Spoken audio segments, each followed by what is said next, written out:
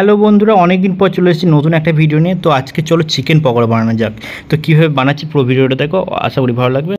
চিকেনগুলো ছোটো ছোটো টুকরো করে পেঁয়াজ, কাঁচা লঙ্কা, ধনে পাতা, জিরে গুঁড়ো, ধনে গুঁড়ো, লবণ, অল্প বেসন, কর্নফ্লাওয়ার দিয়ে ভালোভাবে মেখে, কাঁচা লঙ্কাও দিয়েছি, ভালোভাবে মেখে এরকমভাবে রেখে দিয়েছি।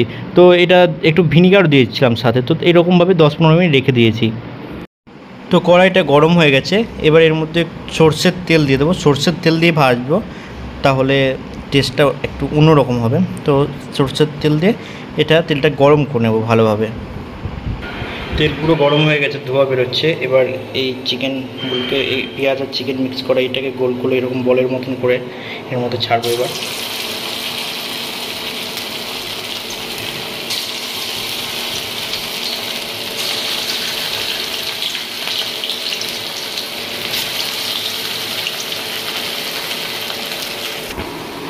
সবগুলোকে ছেড়ে দিয়েছি, আর তেলটা মিডিয়াম আঁচে দিতে হবে, না হলে পুড়ে যাবে, ভিতরটা সিদ্ধ হবে না।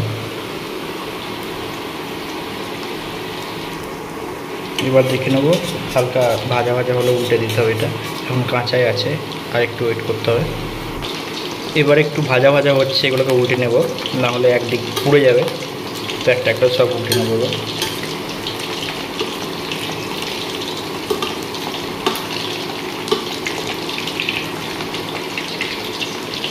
সবগুলোকে উল্টে নিয়েছি, কালারটা বেশ ভালোই আসছে। এরকমভাবে একটু জাস্ট উল্টো পাল্টা করে ভাজতে হবে ভালোভাবে। দেখতে পাচ্ছি চিকেন পকোড়া এগুলো লাল লালভাবে পুরো ভাজা হয়ে গেছে। এবার এটাকে তুলে নেব। তো এই প্লেটে তুলে রেখে দিচ্ছি এটাকে। ভালোই ভাজা হয়েছে, ধীরে ধীরে ভাজতে হবে, নাহলে ভেতরটা পুরো কাঁচা থাকবে, উপরটা লাল হয়ে যাবে। এটা অনেকক্ষণ টাইম নিল। তো তুলে নিচ্ছি একটা একটা করে। আর এই পকোড়াগুলো না সরষের তেলে ভাজলাম, খেতে একটু আলাদা টেস্ট আসবে।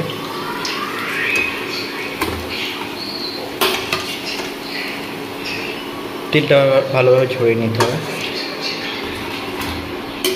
এবার এটাতে আমি কাসুন্দি আর কিষান কেচাপ দিয়ে খাবো। তো চলো দেখা যাক। এবার কাসুন্দিটা সাইড করে দিয়ে একটু বাস। এবার কিষান কেচাপ একটু, বাস বাস। এবার এটা খাওয়া হবে, এটা খাওয়া হবে। এই চিকেন পকোড়াটা তুলে নিলাম।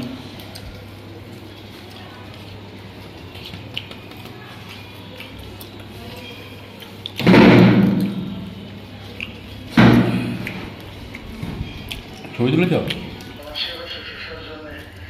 তোমরাও বাড়িতে এভাবে চিকেন পকোড়া বানাও, দেখো খুব সুন্দর খেতে লাগবে। দেখা হচ্ছে পরবর্তী ভিডিওতে।